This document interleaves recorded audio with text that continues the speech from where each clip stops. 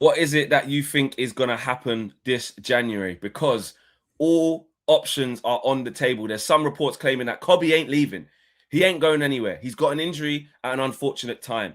There's an injury to Bruno Fernandes at an unfortunate time. There's players that have obviously gone to AFCON, which we did always know. And January's going to be tough. And Man United don't want to be behind the pack chasing Champions League football. So you know what, Kobe? You're not going anywhere.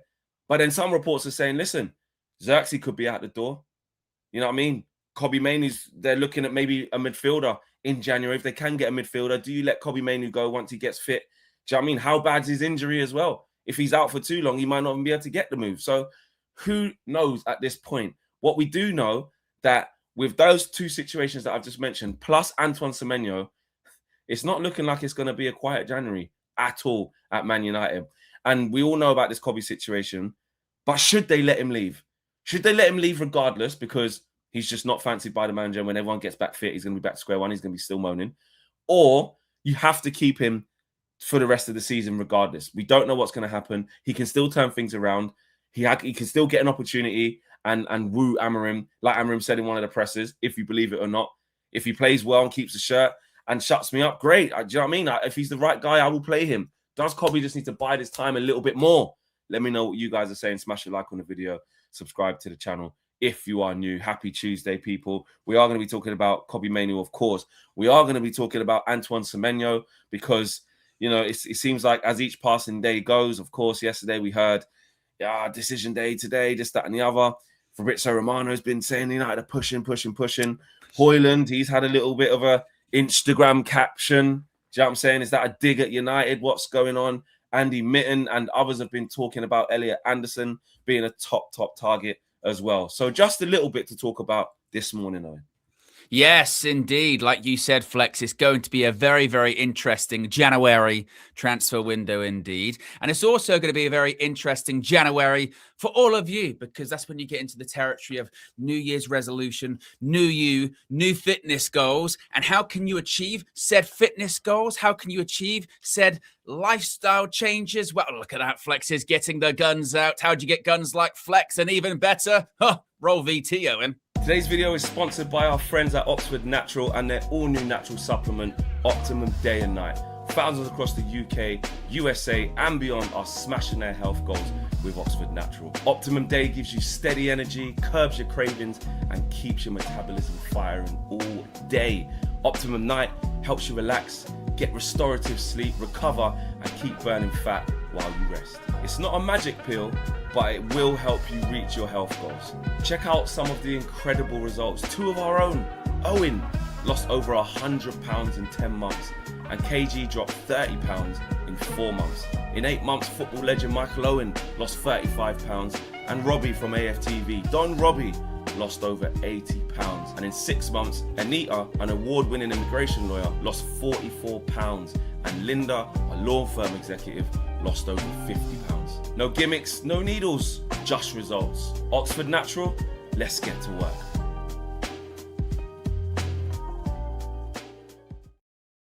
Yes, let's get to work. And did you see that right there? That's Optimum. That's Optimum. Look at the point. I mean, it looks like a pyramid. That's a real peak. That's a real peak. Yeah. Forget my hand. It's a real peak right there. Yeah. That's Optimum. That's optimized. Yeah. And you can get optimized as well right there. You can scan that QR code. You can save 70% off your first order. You can get Optimum Day, which is good for your weight loss goals right there. You can get Optimum Nights, which is good for your restorative sleep right there around Christmas time. Paul, you want to get those Z's in? Yeah, because it's a lot of travel. Can be quite intense content. You want to make sure you get good sleep, good rest and recovery. You can use them like maracas as well. That's just a bonus, added bonus, yeah? Christmas time cheer. All the information, as per usual, is in the video description below. The link's pinned in the chat as well. You can go to the landing page and see some testimonials about what Optimum can do for you. Get optimized today, Flex, yeah? Optimized. Now, as you mentioned, Optimised. As you mentioned, it is going to be a very interesting January for Manchester United because it looks like a lot's going to happen. You know, you've got a lot of people's futures up in the air, incoming, outgoing as well. Let's start with Kobe Mainoo. And actually, I suppose also Joshua Zirkzee, because it kind of ties in together. Beginning with Sky Sports yesterday, it was actually Dharmesh on, I think it's on the Transfer podcast. They're ramping up their transfer coverage as we get closer to the transfer window opening.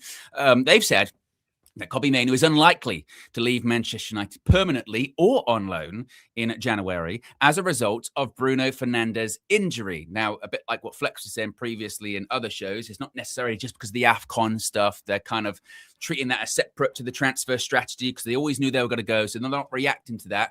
But what they may have to react to is long-term injuries or players that are going out the door.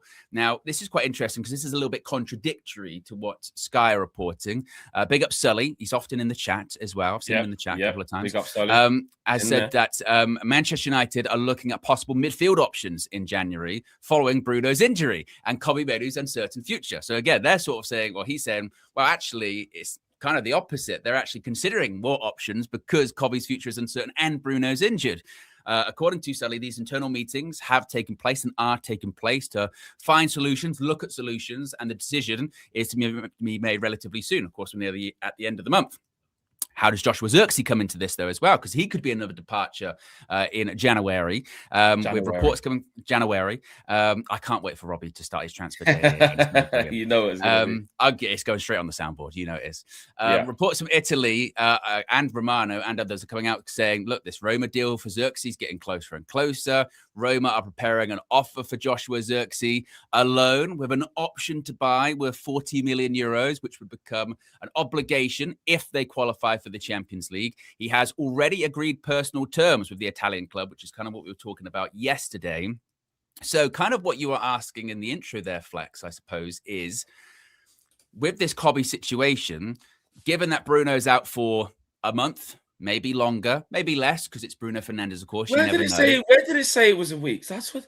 So I swear we were seeing something. So just quickly, there was something that was saying that actually those two are going to be out for a week each. But then Ruben said before that, the Kobbie one, I think it was Chris Wheeler from the Mail said Kobbie was a week, and the Bruno one from the Telegraph was saying it was looking like a month or so.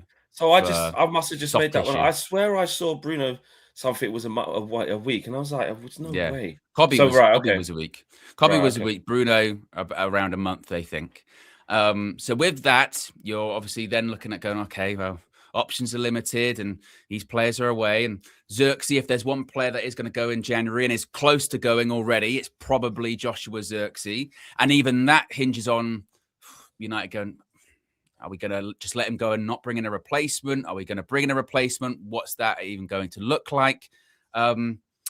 Maybe Kobbie is going to be told, look, we genuinely, it's not like earlier on in the season when it's like, we need you, you're going to get games. Oh no, if you do stick around, you will be getting games because there's nobody else that can play in midfield unless you have a scenario where Leacher comes in the middle and absolutely kills it, and then Kobbie still can't get in. I don't know. So what do you think? I mean, I think you put your Kev coins on him staying, didn't you? When it came to just I think it might have been 55. I think 55 I was quite high on him going. I was quite high on Kev coins going. But it still feels like everything's on the table, doesn't it? Everything's still on the table, yeah. And even the injury thing, actually, the more I think about it, the fact that he has got a 3-week injury still doesn't mean he won't go. It's not like a season ender. It's like he's been training for a couple of weeks. Sorry, 1 week, actually. 1 week. That's not a deal breaker, is it? You see people move. You know, look at Johan Wissa. His knee was finished and he just started playing a few weeks back. Obviously, they're bigger transfers, but you know what I mean? Everything's on the table. And that's why this is really hard to call. It's really hard to call because I know you were sort of talking about maybe the Semenyo thing is probably irrespective of all of this, potentially. You know, they probably got the money or trying. But I was looking at what Laurie Whitwell was saying about how difficult it is for us to do that. We'll talk about that a little bit later. But he's talking about the finances basically and how it's harder for us and how we want to pay and install, blah blah blah blah. I think the Zirkzee one, I think he will leave. And I'm just not sure that Man United want to do too much moving around when they can't guarantee bringing something else in. I think, weirdly, I think Zirkzee leaving, I think they'd be happy to gamble. Like, if he left, I don't think they wouldn't buy another forward. They wouldn't buy another striker. obviously Semenyo can go into. I was going to say, do you think that's going to be the one in, one out? They're going to be like, because if they get him, and he's like, it's not really a Zirkzee replacement. It's not like for like. It's an but he player. He's an attacking player who can play in our wing back positions as well. He's very adaptable. We wanted him, so I think if Zirkzee goes, it's not as if Zirkzee's the second striker, is it? That's what I'm saying. He's happy, exactly. He's happy to have. He's happy to have Zirkzee as the guy that, like, when everybody else was injured and I had nobody, I played him. And like I said, as soon as everybody got fit again, not everybody, because it was only Cunha that was back. Seshko was still injured. Cunha came straight in and went up front. Do you know what I mean? And Zirkzee's back on the bench again, getting, limited minutes. And now Seshko's back. It's back to how it was the whole time before he even got a chance to play.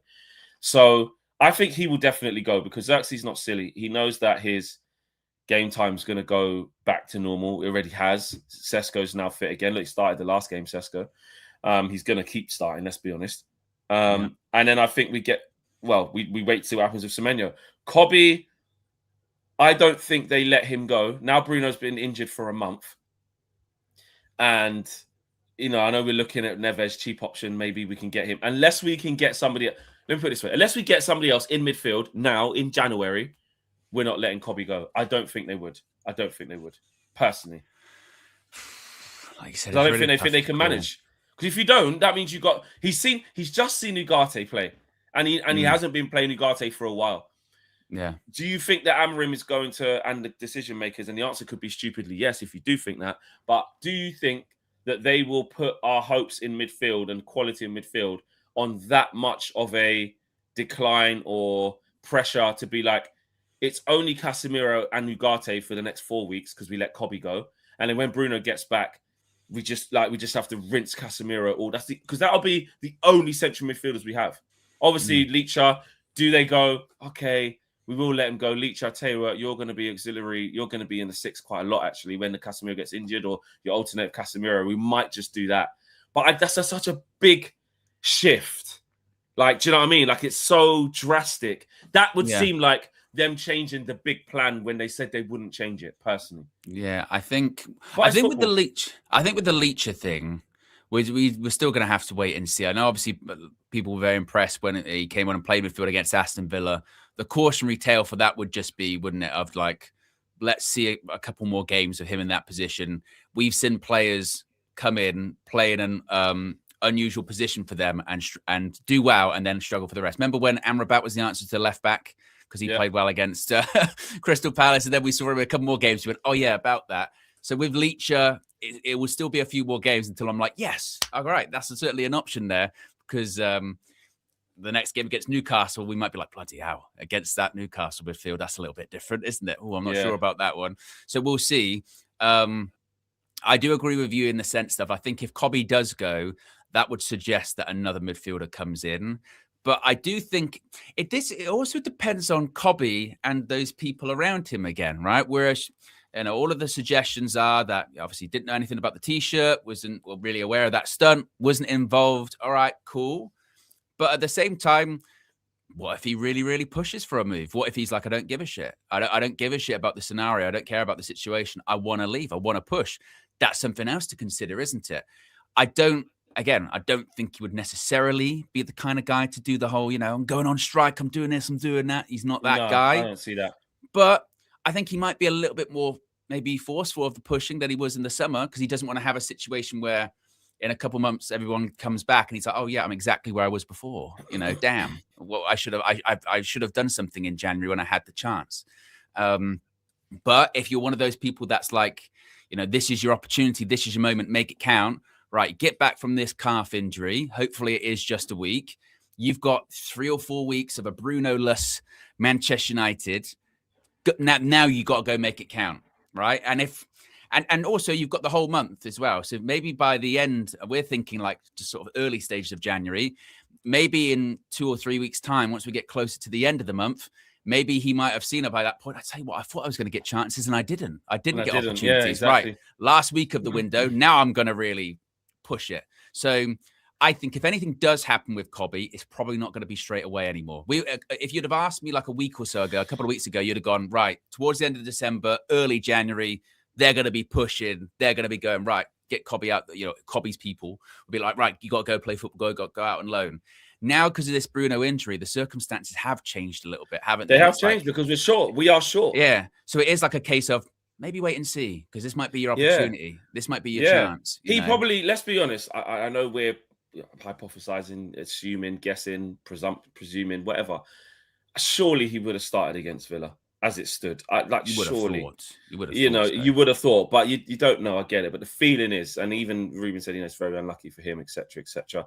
And like I said, the way that Ruben dealt with everything, I think he's too strong a character or too emotional a man to deal with the Cobby situation the way he dealt with it, as strongly with the words he chose, which I thought were perfect words, to just be saying that because, tell you what, we're going to say you're injured for the next time. You are in the bomb squad, but I tell you what, January's coming up. We give you a little calf strain. That will give us at least 3 weeks with you out the team with no one asking questions because you've just got injured.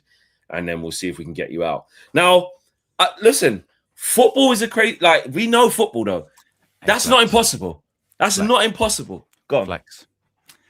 Now, this is the merging of something we were going to talk about later on, but actually, it's just made me think. Right? All of those stories about Cobby's. Napoli really want Cobby. They're going to go for him in January again. They wanted him in the summer. Cobby's seen the success of Scott McTominay, and he's seen Rasmus Højlund go there, and they've been having words with him. Right? Do you then go? Get your tinfoil hats on. Suddenly, it gets no coincidence that obviously. Napoli last night win the Serie A Super Cup. Rasmus Højlund goes on his Instagram, posts this picture with the caption, "What a great decision looks like, ... is what he says. Good vibes, John agrees. I know. I thought that. John. Snake. Yeah. But yes, what a great decision looks like. Now, bit of a shot at Manchester United. Maybe a bit of a message to Cobby as well. You even got Antonio Conte saying, now people keep talking about Højlund and McTominay. Remember, they were not playing at Manchester United. Ask yourself some questions. Me and my staff must have done something right. There has to be a reason. Now, once again, is he just talking about Højlund and McTominay, or is he saying to Cobby, because the way football works, Cobby's people, maybe not Cobby 100%. Directly, but Cobby's people have had conversations with Napoli, with Conte. Maybe this is a little bit of a message going, don't be deterred. I know that United are short at the moment with midfielders, but look at your mates here. Your mates here in Naples, they're doing well. They're doing things, and you got Højlund going. This is a good decision. And remember, Rasmus Højlund didn't want to leave Manchester United. Rasmus Højlund wanted to stay, but he's gone. What a great decision this was. If you're Cobby, do you go, look, it's unfortunate the scenario and the circumstances at United, but I got to do what's best for me. And is that a message?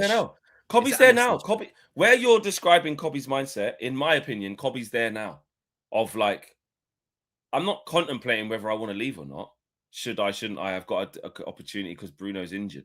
No, and clearly we know what his family thinks and what he's been told around him. We know that. I know that for a fact with some other conversations. They feel that 100%. If the t-shirt doesn't show you that, nothing else will.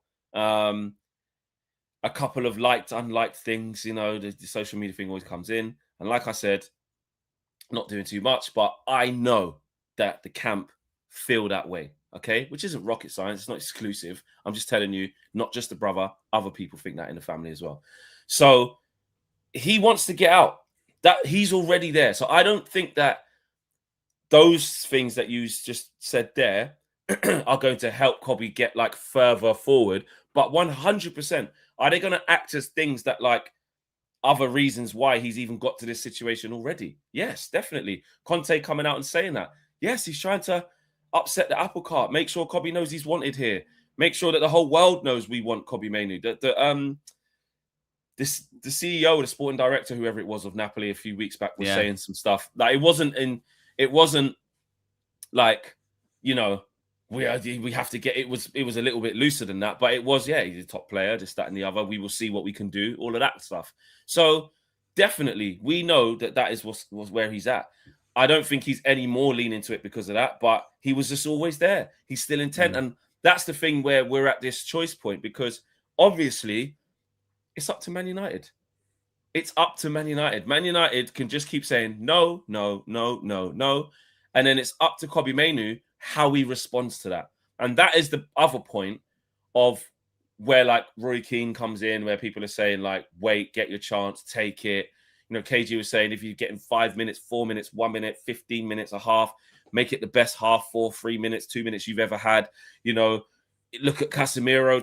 Toby Collier was playing ahead of him. Toby Collier getting blasted on Monday Night Football as a football legend, as a legend in football, getting blasted.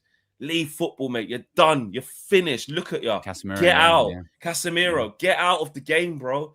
And we're pretty much looking at it with the open midfield with what Eric Ten Hag was playing at the time and going, it's true, though. Kind of true. Bit harsh, but he needs to get the hell out of it. And now he's one of the most consistent midfielders in the league. You know what I'm saying? So what I'm saying is that it depends on all of these reactions to the decisions. If Man United want to have a play, if they think they can get a reaction out of Kobe by having him there under, you know, not duress, but like, no, he's not leaving, but we don't care if he's miserable, or if he's just not leaving. You're just not leaving, mate. The door's actually not open. Stop asking. You're not leaving. Then that's up to them to think. But Kobe has a decision to make of how he responds with that, with your training, waiting opportunities, etc., etc. Well, this is what I was just about to say with Kobe is that actually, I know you're saying it's up to Man United, and it still is, but I think it's now actually a decision for Kobe to make too, because I think it's a case of, right, who do I trust? Who do I believe here? Because he legitimately, for the first time this season, does have an opportunity to have the run in the team. So does he believe that he's going to bet on himself, gamble, and be like, right, I'm going to get this opportunity in the team for like 3 or 4 weeks, and I'm going to make the best of it and prove to Amorim and those at Man United that I should be playing more regularly. That's it. Or does he go, I don't care about this opportunity in front of me. I don't believe you. I believe when Bruno comes back, I'm going to go straight out the team, regardless of how well I do or don't do. I'm out of here. And that's going to be the key decision. Sanjeev with the super chat says, great decision. Didn't we make the decision for him? I do think that the Højlund post, to be honest with you, is a bit like funny, because this is what a great decision looks like. First of all, you're implying that Manchester United weren't actually a massive factor in that decision. Like, Man United told Rasmus Højlund to leave because it would be good for him and the club. And they were proven to be right in that regard. You know what I mean? It's good for Rasmus Højlund. He needed to leave Manchester United. It was not the right environment for him, regardless of whether you think he's good or bad. You know, it just wasn't right for him at that stage of his career. Too much, too soon, too much pressure, too raw, in a bad team as well. Tactics didn't suit him either. Wasn't the right thing for him, right? Wrong time for his career. So Man United go to Napoli. We need the money as well. Go to Napoli, and and you'll do better there. And he has. So this is what a great decision looks like, not just for you, Rasmus, but also for Manchester United, exactly. As well. Because guess what? It was a decision that initially you didn't want. Yeah, you didn't want. Yeah, you wanted to stay here. You wanted to stay and fight for your place. And Man United said no, there isn't a place to fight for, and so they go to Napoli, and he's gotten there, and it's the right decision. So but it's just now it's going to be interesting to. Because it's now going to be one of those narratives again where it's yet another Manchester United player has left and gone to Napoli or gone to another club, and look at them succeeding and doing well. And maybe it's another one for even like a Joshua Zirkzee to be like, hey, look, go to Serie A and you'd be playing regularly. I mean, I was just looking at the Serie A table with that report about an initial loan, and it'll become an obligation if they qualify for the Champions League. I mean, currently Roma are 4th in Serie A, but only by a point. They're only a point away from Juventus in 5th with 29 points, but then actually that sort of top 5 is starting to separate a little bit from the rest of the pack. So it just looked like maybe they will get Champions League. Of course, they've got Gasparini there as well. He spent ages at Atalanta. Now he's at Roma. Napoli, meanwhile, still 2 points off top. I mean, Serie A is always really tight, isn't it? It was like it last season. I say Roma. I mean, Roma's only 3 points off top. It's a ridiculous league. Yeah. So maybe Kobe will look at that, but it is one that, I mean, the January window was always going to be interesting with us because of the Kobe situation, because obviously this Semenyo stuff, which we'll touch on in just a second. But now it's like it's even more interesting, isn't it? Because of the injuries, because of the Kobe stuff that he could stay, but now also still could go. And then obviously the Semenyo stuff and maybe another midfielder. It's like you said in the intro, maybe a busier January than we anticipated it being, Flex. Yeah, no, I agree. I just think everything's still on the table. We're going to have to see how this plays out. every option is a possibility. And you don't normally feel like that going into January. And then recently, I know we got what was it, Heaven and Dorgy last January, innit? So, yeah, was it Heaven as well? Heaven and Dorgy last January, and we were very much like, we're not going to get anything significant. This kid out of Lecce, we'll get him. Never heard of him before, really. Let's see. And it hasn't really gone well, really, with a year. Him being here obviously needs time to settle, and he's young, but it hasn't been the greatest for Dorgy, has it? He's had some they're already moments. having reservations, aren't they? Of like, we need someone more senior on that side. We can't have, I think it's all well and good going for like 20-year-olds, 18-year-olds, which is great, but you still do need that. He plays for now, and also they can't be your first choice. Patrick Dorgu at this stage of his career cannot be the first choice Manchester United left wing back. Left back, can he? He's just not good enough. We're not going to improve, and that's not a diss to him. It's just the truth. Like, we're not going to be good enough if we have players like that playing week in, week out. Like, obviously to come in and out and to learn, and I said, the back end of the first half where he got the assist for Cunha, then second half he improved. I actually gave him a good rating in the end because I think he done really well second half. So he does have some confidence. He can do some things, but just not at a consistent rate. He can't deliver that quality. Yeah, the level of difference between him and then left back options at a lot of clubs above us is night and day. Chalk and cheese. Like, it's never night happen. and day. No, it's no other team. Like, if we're just being like, again, or even look at Villa. Look, they got Maatsen at left back. Yeah, and after that they got Luca Digne, who's wicked as well. Yeah, they're both better. And Maatsen was fighting. It was Digne for ages, and then Maatsen just displaced him, and now he's exactly. They're both better. You look at Arsenal, Lewis Skelly and Calafiori, bang, done. Yeah. Do you know what I mean? Even Spurs got flipping Spence or Udogie. Like, or even Liverpool, obviously they got Kirkez, haven't really worked out, but they just put in Andrew Robertson straight back in there. One of the most consistent left backs over the last decades in the press. City's a bit different. City's a bit different because Nico O'Reilly is sort of young as well and only coming through, but he's good enough now. Like, you're looking at, like Rico Lewis don't really play as much anymore. Like, you know what I mean? So, well, and also O'Reilly left back every more. Yeah, O'Reilly's attacking midfielder. He's got that technical ability that comes with playing further up the pitch. So he's already got a bit of a head start on Dorgu in that sense, hasn't he? You know what I mean? So, it just we need more. And even out the top 6 teams, even lower than that, the other teams that just you don't see that type of quality there. Sanjit says, great decision. Great decision. That one. Did it? Oh, okay, there you go. Tavares. Is it your birthday today? Wow. Is it your birthday, Tabs? Is it Tabs' birthday? Brother. I mean, I don't see why someone's gonna lie. Big up Tavares. He's probably parked up at the ground already ahead of Boxing Day. Got there nice and early. Got something to eat. Then he's going to get in the ground. That's it. Every match day for a home game, always very early in the chat. I'm at the ground. I parked up. I'm walking in now. Weather gives a little weather update. Roving reporter on the ground. Yeah. Tavares, mate. Tabs is a loyal fan, bro. Match going fan. He's always there whenever he can be. So, bro, if it is your birthday, which everybody's saying it is, I don't know why they would say it is and it isn't. Big up to you, bro. Have a blessed day. Have a blessed day. Have a blessed birthday. Have a great day in whatever you're choosing to do, man. And big up to you. Catch the Deal says Eric Ten Hag trusted youth in tough moments, but now Amram looks cautious and relies on seniors. Neglecting youth always comes back to hurt teams. I've said this, like me and Angelina Kelly have like not argued about this, but had different opinions on our Inside Devil show. The whole, like, obviously Ruben's ruining all the kids thing. Like, I just don't subscribe to it as much as everybody else does. But now people say, but you want Cobby to play and he's not playing him, so you're contradicting yourself. Look, Cobby is a kid that has the track record of doing some exceptional things this early. Like, there's some proof in that pudding where we've seen the level he can play at. We've seen what he's capable of doing. I don't put, no disrespect, I don't put like Shea Lacey and, the guys, Chido and, I don't know, the Fletcher twins and, Ibrahimov. And I don't put those kids at Amas. I don't really put those guys into it. Now, don't get me wrong. It looks worse because you've let Amas go and then like you brought in Dorgu and look, he doesn't look that good. We probably would just been better off playing Amas. Play Amas. He came on against Leon. He did all right. But if a manager decides that, like, I've had a look at these guys I've given them debuts. We've seen them play. I don't think they're ready yet. I'm failing as a manager now. I don't think right now is the best time to play these kids. I don't think it's now. They still have to be ready. And also, I will just sort of say, the Ketchadil says Erik ten Hag trusted youth in tough moments. How true is that statement?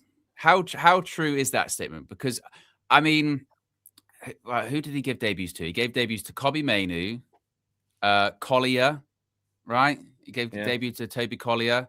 Who else did he give a debut to? Aiden Heaven. No, it wasn't Erik ten Hag. Oh, Eric. Sorry, Eric. Right, sorry. Kobbie, Garnacho.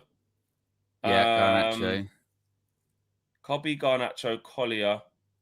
Because the only thing I'm thinking is, I don't know if it is a case of like, oh, he trusted them in tough moments. I think did Alvaro Carreras actually get one game. I think he did what just like a lot of managers do, which is like when when there's an opportunity or there's not a lot of options, he just puts people in the team. You know what I mean? That's true. I think it's kind of that, to be honest. Which is, and again, I'm not the biggest Ruben fan. You know me, like. I think it's like, because I saw this was such a weird criticism of Ruben, right? After the game on Sunday. So, he brought on Fletcher. Oh, yeah, Camboila. And he brought on Shayla. But then, okay, with that, yeah. But he had no options. Yeah, but he done the forcing thing, and that was in place of Ahmad, by the way. Instead of Ahmad. So, about the Camboila thing, we literally were having no centre-backs at that time. Yeah, you have to play against West Ham, yeah. Yeah, so I'm a bit like... In the same way that last season, Ruben was playing Chido Obi up front in games. Why? Because we didn't have no one else. Because we didn't have a lot of options. So again, we've got to be careful with the revisionism here, because I saw on Sunday, again, like, so the same people that are crying in certain games going, we're not winning this game, or we're just throw some of the kids on, do something, right? Throw some of the kids on. Then on Sunday, when he did throw the kids on in Fletcher and in Shea Lacey, he got criticised for that, going, "Don't put the kids into this mess. Can't put the kids into this mess." Who said that? Yeah. And it's like, I'm not sure. And in fact, some of those players that were counted as Erik ten Hag debuts, they're not even at the club anymore. Because it's clarified they might not be good enough. Camboila doesn't play for us. We openly say how much he fumbled the Alvaro Carreras situation, right? It's crazy. It's nuts. So, and the Amari Forson thing of playing him over Ahmad. So it's just, again, this is when it gets back into, as you mentioned on TalkSport previously, it's like, okay, let's not rewrite history and warp it just because we don't like Ruben. Or if you don't like Ruben, or you don't think he's the right guy, that's fine. But let's not also pretend like Erik ten Hag had the academy in perfect shape and he was really bringing through youngsters that was offering loads to Manchester United, because a lot of the youngsters that Erik ten Hag brought through, they're not at the club anymore. They're gone. Alejandro Garnacho brought him through. He's gone. Yeah. Yeah, we're acting like these guys Willie Camboila is gone. Alvaro Carreras is gone. Amari Forson is gone. Zidane Iqbal is gone. Oh, yeah, Zidane Iqbal. Charlie McNeil is gone, And so we've said, trusting them in the tough moments. But then the trust wasn't founded properly, wasn't it? Because they weren't good enough. They were gone. So you can say it's one thing just to put them in, but it's another thing to put them in and actually have them for the right moment, the right time, and bring in the right people through as well. It's not just putting kids in for the sake of, right, let's put some kids in. This is the entitlement. I can put that on my record. I brought academy players through. Would they good enough to be brought through? What does it mean? No. No, they're not here anymore. I ticked the box. Yeah, but I brought them through. I brought them through. Well, were they good enough to be brought through? The best example of him bringing through, the real ones that you would say he brought through and he did well with were Kobbie and were with Garnacho. They were the two. They were they're seasoned pros now. They play every year. Exactly. But that's also that's the case for probably most managers at Manchester United. And you can point to all of these prior managers at United. You can point to all of these managers at United. They've all got a record of bringing through, probably one or two youngsters that stick around for the long term, right? So with Jose, who did he bring through? He brought through McTominay for the long term. Who else for the long term at Manchester United? did he bring through I don't that think stuck around? anyone Was it else. just that with Van Gaal? Who was it bringing through? Was it Rashford? Yeah, it was And Rashford, who else? Lingard. I think it was Jesse Lingard because he broke his Yeah, foot. Yeah, against Swansea, he broke his. He hurt himself. Lingard. And I think it was Yeah, Lingard. Lingard. Ollie, he brought through obviously Greenwood. He brought through. Oh, but no, Shoratieri didn't stay around. Chong and Jeez. stuff, and Hannibal, So and them so type you of kind of boys. see my, so you kind of see my point here that for each manager, they're only kind It's of only like one or two you that only actually bring stay through. around. It's only a couple that Yeah. stick around, isn't it? But that's not even just on the manager. Like you said, that's on. Elanga was Ollie. Elanga? Bothwick Jackson. Yeah, But even Jackson, Elanga, to be honest, playing more regularly. That was Ralph. Ralph really started playing Elanga more regularly. Yeah, you know what I mean. But those guys, it's not even really just a manager's decision. It's like you say, are those guys good enough to displace Martial at those points? Displace Memphis Depay, displace all the top players should a that manager, you've actually got. So this is going back to that super chat. Is should a manager just be putting youth players in the team for the sake of it? Probably not. And with Erik ten Hag, those names that he brought through loads of academy players because we had shitloads of injuries at Man United with Erik ten Hag because his training was clearly making loads of players injured. So we had to keep bringing these youngsters in that actually didn't have a long-term future at the club, did they? Because they're not here at the moment. So I don't know, because by that metric as well, Ruben's already given debuts to Fletcher, Lacey, Cheeto. Who else? You want to take? We're not counting Aiden Heaven through the academy. Who else No. has been brought Well, through? we can't count Chido either then because he come from Arsenal as well. Yeah, well. But this is when it gets him, weird, isn't it? But they get bought and put into the academy. Exactly. How does it count? Look at Sekou Kone. I know he hasn't made a first team appearance yet, but you bought Sekou Kone in. You bought what's his name, Diego Leon in. Fredrickson. Tyler Fredrickson. Yeah, he got a game. No, not in the Prem. Because this is basically my point here. This is basically my point with this is where is the line then? Because it's that super chat says Ruben doesn't trust the players or doesn't trust the youngsters. But in these other managers, they also did the same thing that Ruben's been doing, which is you occasionally throw a player in if you need to, if it's your sort of last gasp.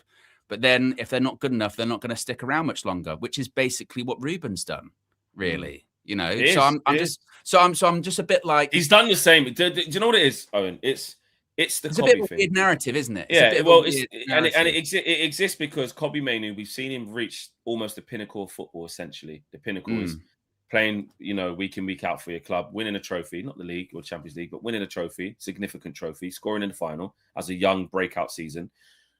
Fixing single-handedly that summer, fixing England's midfield problems at the time. There was no Wharton then. There was no Elliot Anderson.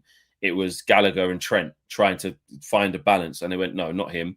Kobe, play him. And he was exceptional and went all the way up to the final and nearly won the Euros. Imagine that. He nearly won England's first trophy since 66, being a big part of that team. So you go in, Man United got one for the future.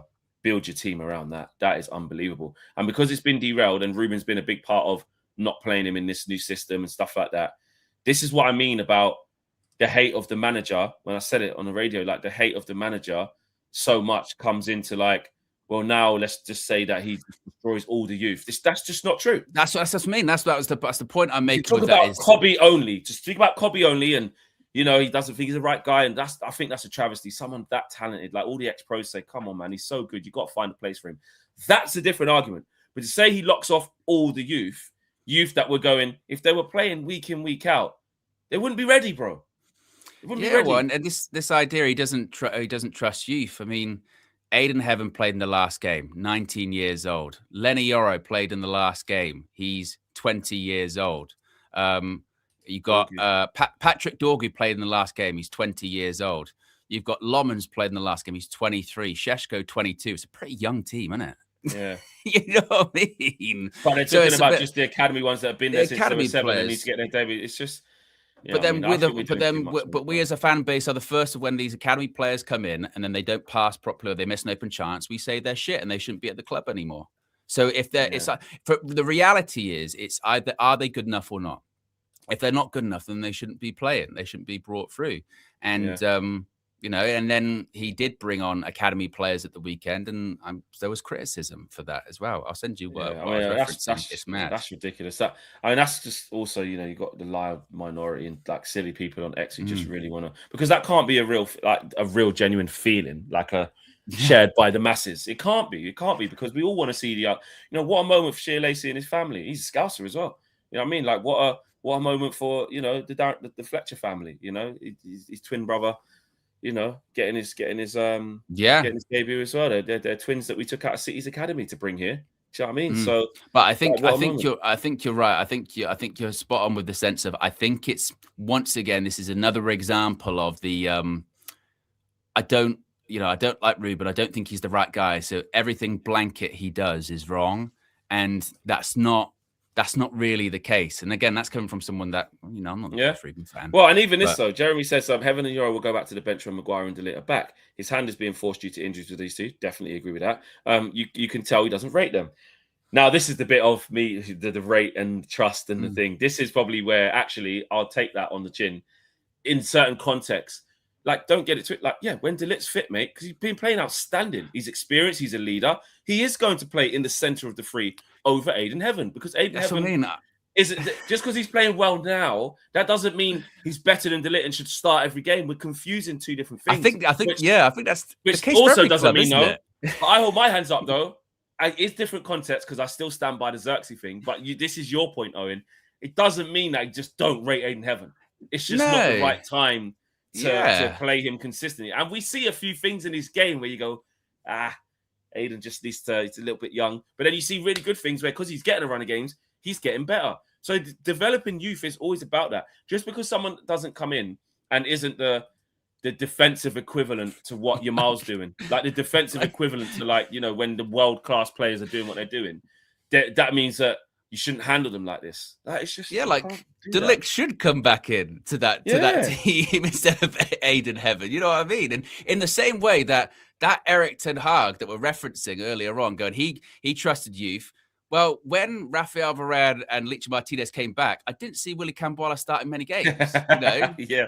And he did all right. Remember against Liverpool? And he had that game. He did all right. And he was giving it this. He was going, and then he played Bournemouth away and he got rinsed after that. by Solanke. Yeah. Was it Solanke? Rinsed him, I think. I think so, yeah. So it's just a case of like that. I remember that Bournemouth game. That Ten Hag, he trusted youth. But when he had all of his players available, it wasn't like that. You know what I mean? Play. because it's a case of, like it is at most clubs, if you've got a full selection of senior players available, those youth players probably ain't going to be like starting every single game, are they? So this narrative that like, Ruben, he just doesn't trust the youth in those situations, I just don't think it's that. Like I said, I think it's the Cobby thing mixed with Ruben's not the right guy kind of thing, which I don't even think he's the right guy. But I can also, like with that, the youth thing of posting the stories, like he can not be the right guy, but also you can sort of say, well, that argument's not really that accurate. I don't think, you know, it comes down to results once again. Yeah, no, I agree. Guys, if you are watching, please do drop a like on the video, because we haven't reminded you. And usually when we don't remind you, it means it's an absolute disgrace. And we're nearly at 900 people watching, and we got 175 likes. So I'm not going to say it's disgraceful, but it needs to be better. But we just reminded you. So please do like the video, 250 minimum, and then really even 300. You know what I mean? Can we do that? That would be great. Right. Antoine Semenyo. New contacts. Yes, a lot happening on this Antoine Semenyo situation. United are pushing and pushing, Fleck, according to Fabrizio Romano, saying that Manchester United are pushing and pushing and pushing. Push it real good to try and get a deal done for Antoine Semenyo.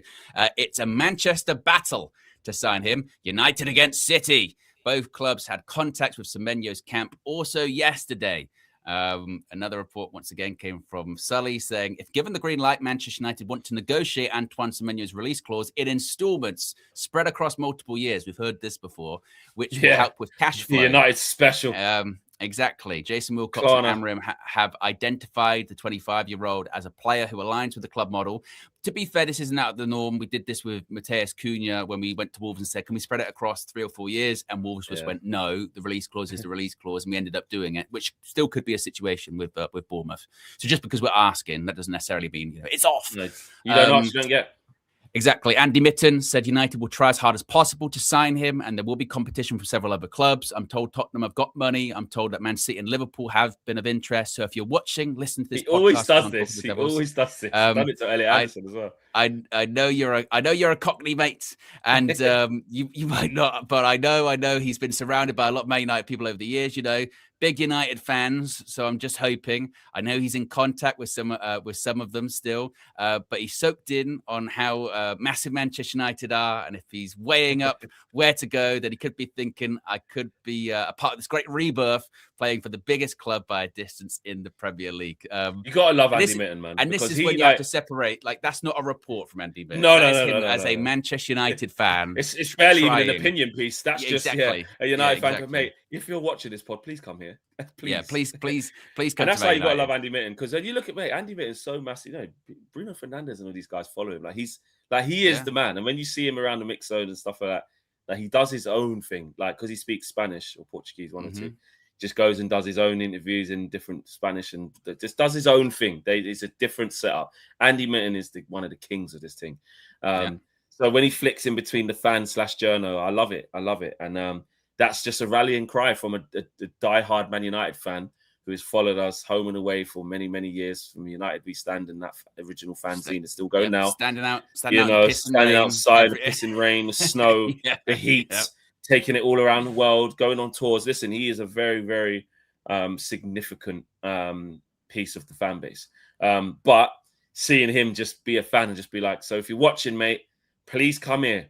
This is the biggest club in the world. This, that, and the other. Definitely the biggest in the Prem. Be part of a great rebirth. That one's always our selling point, isn't it? You could be one of the ones to change this. But that's what we got to drop for a while. We got to drop that one all the time. Yeah, but you could be part of you could be part of the ones who turned it around. We say that to managers, don't we, as well? If you're the guy that comes and wins the Premiership at Manchester United, put that on your CV. Yeah.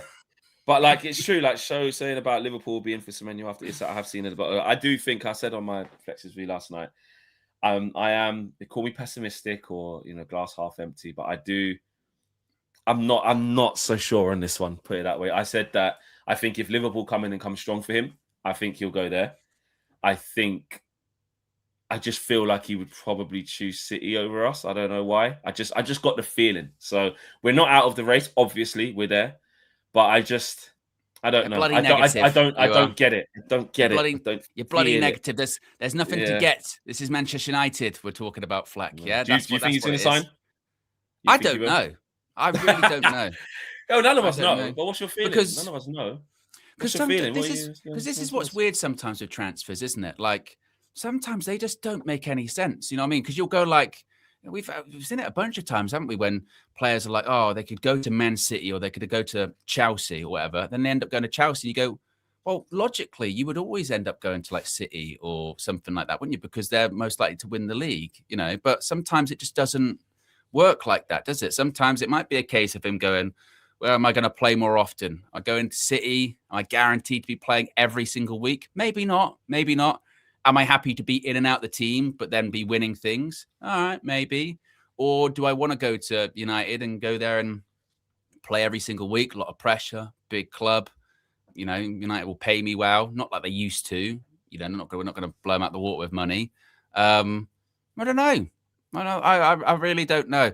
What I will say is if we don't get Semenyo, it'll be a bigger blow to us than if City don't get him, if that makes sense. So if Man City don't get Semenyo, they'll be like, oh, it doesn't really affect us that much. They're still got lots of players. They're still pushing to try and win the Prem this season. For us, if we don't get Semenyo, we will be a bit like, whoa. It's those people that are saying they don't want him will suddenly start go, they really want him. You know what I mean? Yeah. I think it'll probably be something like that.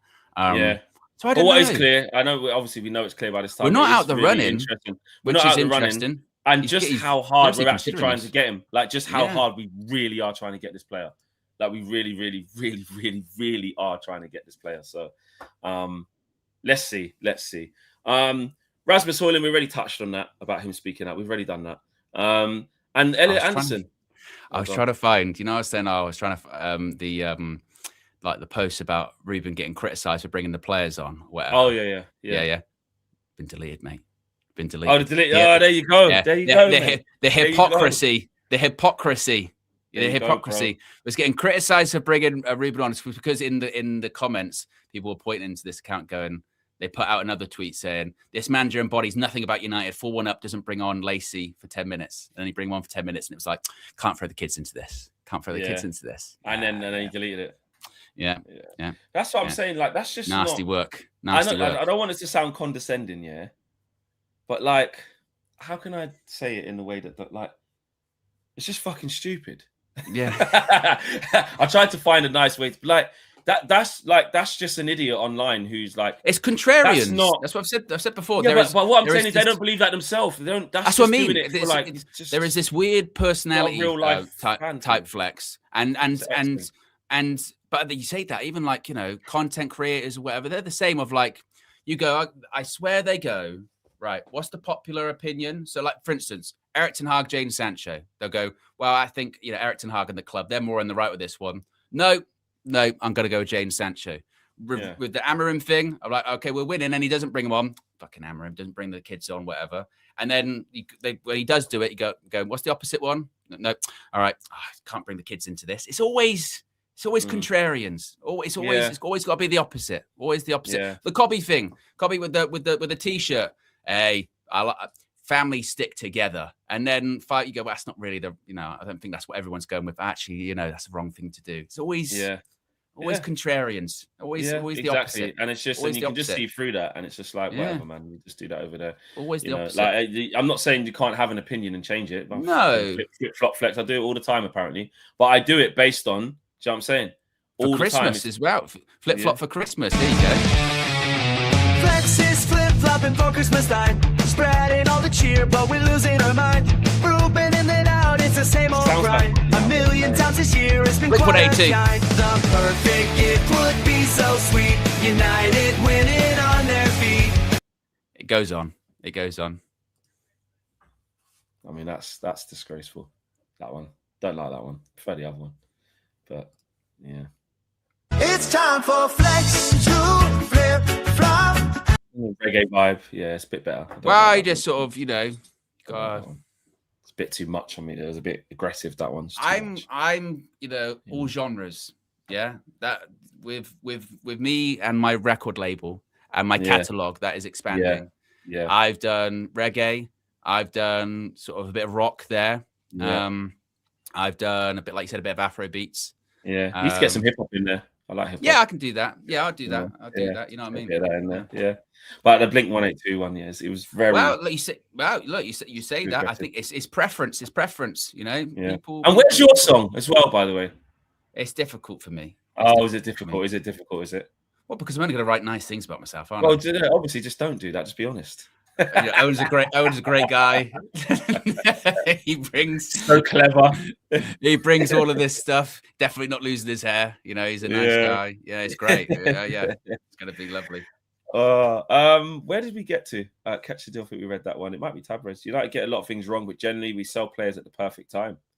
Take Elanga as an example. Hasn't developed in 4 years. I don't know, Tabs. I don't think we always sell players at the wrong time. The whole reason we got into a lot of problems is because we couldn't sell players at the right time because their contracts were crap and we had to keep keeping them for ages. But I think our want to sell them is at the right time of like, we've realized they're not that good or whatever. But then we can't shift them because we've messed up with the contracts. But I see what you're saying. And it's fees, isn't it? You know what I mean? If we, exactly. It's about getting money. It's the fact that we sell Elanga for 15 million. 2 years later, he goes for like, was it 40, 50? How much did he go for? Elanga, 40, 35. What, to Newcastle? How much was it? Yeah. Oh, to Newcastle, he went for 50. Yeah, we left for like 15 million. Yeah, 55 million. Yeah, 15. That's the point. You literally sell him for 15. 2 years later, he's 55 million. That's the problem, isn't it? Exactly. Ketchadil says if Cobby leaves the club, Amorim will be sacked. This fan base will not forgive. He won't. He won't be sacked because Cobby leaves. And Ineos won't sack him just because the fan base think he's just some shit. Like they'll only sack him if he loses too many games. But he already has. You know what I mean? Yeah, exactly. He already has lost too many games. The reason Ruben Amorim will get sacked, and this is why I'm done with, like, again, every single game doing the meltdown, because it's so just tiresome at this point. He'll get sacked at the end of the season if he's not in a European spot. That's when he will get sacked. If he gets a European spot, he'll keep his job. That is, they've already made their mind up with that. You know, that's why after, you know, when we do lose against Everton, 10-man Everton at home, it's like, Amorim needs to go today. You go, he's not going to go anywhere. Be him for the next game. You know what I mean? Exactly. Yo, we got Lil Yo. Says favorite brand of flip flop, Mr. Flex. Well, I don't actually wear flip flops with the parting in the middle. No, because he's got a thing with, you know what I mean, innit? With sand, you wear socks on the beach. I don't really, you know? not anymore. I used to when I was a kid. Not anymore. You wear socks swimming. Yeah, I used to when I was a kid. Not anymore. Well, not a kid. Young adult. Young adult. But not now. I like slides rather than that. So yeah, a lot of slides. Yeah, you got to have a pair of slides, don't you, in the house? You got to. Yeah, you got to. Yeah, you got to have that. All right, people. Oh wait, Anderson, really quickly. We want him. Come to our club. We want him. David Ornstein. He's top of the list, or there or thereabouts. I mean, which we kind of already know. You know, there you go. That's your Anderson latest. He's top of the list. That's the Elliot Anderson 10-second segment. Yeah. Right, let's get to 250 on the way out, guys. We're at 218 likes. Let's get to 250 on the way out. Big up to each and every single one of you. We do have to move a few things around for Flex and KG's show. It may be at the same time, maybe pre-recorded, or it might be a different day. I'm going to sort that out just shortly. KG, that comedian, has been in contact. So, and those that were wondering where red carpet was last night, it's Christmas. Everyone's all over the place. So the schedule for the remainder of the year is very much up in the air. So stay tuned. Stay tuned. Exactly, guys. Big up to all of you, man. Smash a like on the video. We'll see you very, very soon. Peace.